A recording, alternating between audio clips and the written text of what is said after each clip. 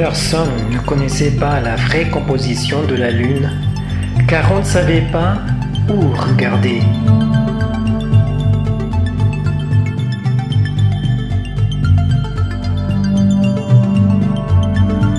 Ce n'est pas sur la surface où l'on trouve ce qu'on cherche.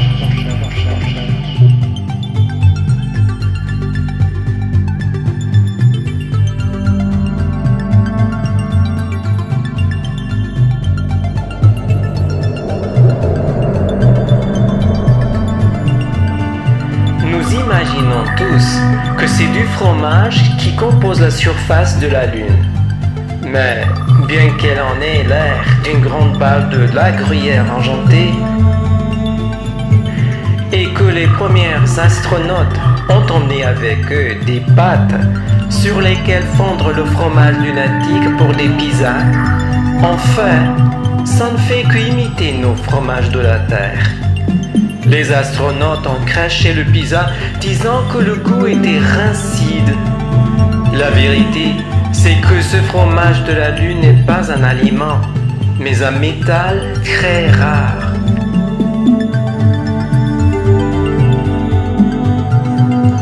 La preuve, c'est ici. Le Soleil, une grande souris lumineuse avec plusieurs queues de feu. N'aurait-il pas déjà mangé la Lune s'il était vraiment du fromage ? Le Soleil a le pouvoir d'attirer n'importe quelle planète vers lui.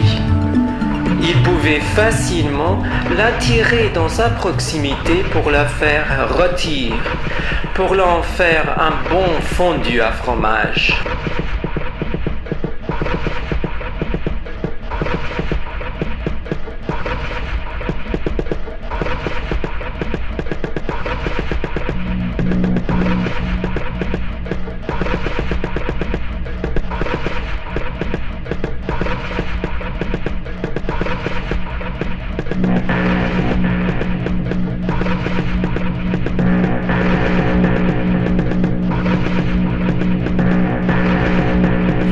Des gens de tous les coins du monde, même l'impératrice de Chine, sont arrivés à la pleine Lune.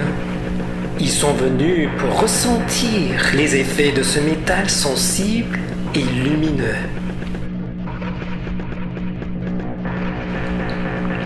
Puisque ces métals purs ne figurent pas dans la table périodique des éléments, on l'appelle tout simplement le métal perdu. Il n'a pas de nombre, il n'a pas de place parmi les autres éléments, mais ses qualités sont prononcées et uniques hors des autres éléments. Le métal perdu cherche une identité. Il absorbe les pensées d'autrui, les atmosphères des divers lieux et des histoires. On voit tout ça sur toutes les surfaces des parois de son intérieur. Oui, dans son intérieur, car la Lune est creuse.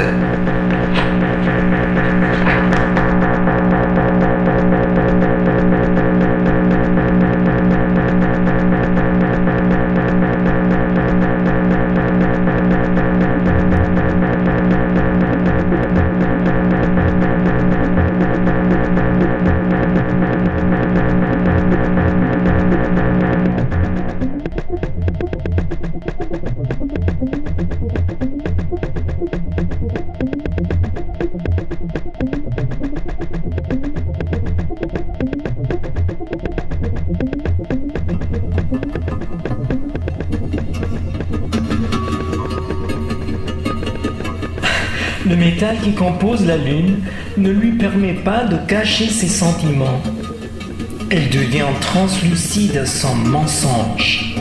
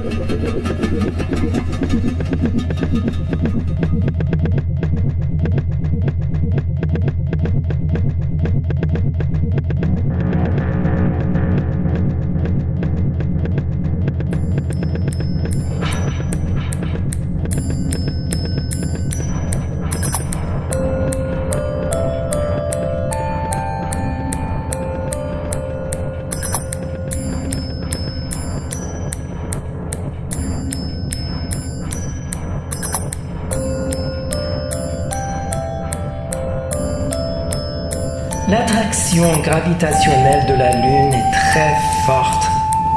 Vous ne croyez pas que cela puisse vous affecter? Nous, les terriens, allons nous réveiller un jour avec une extrême légèreté inattendue.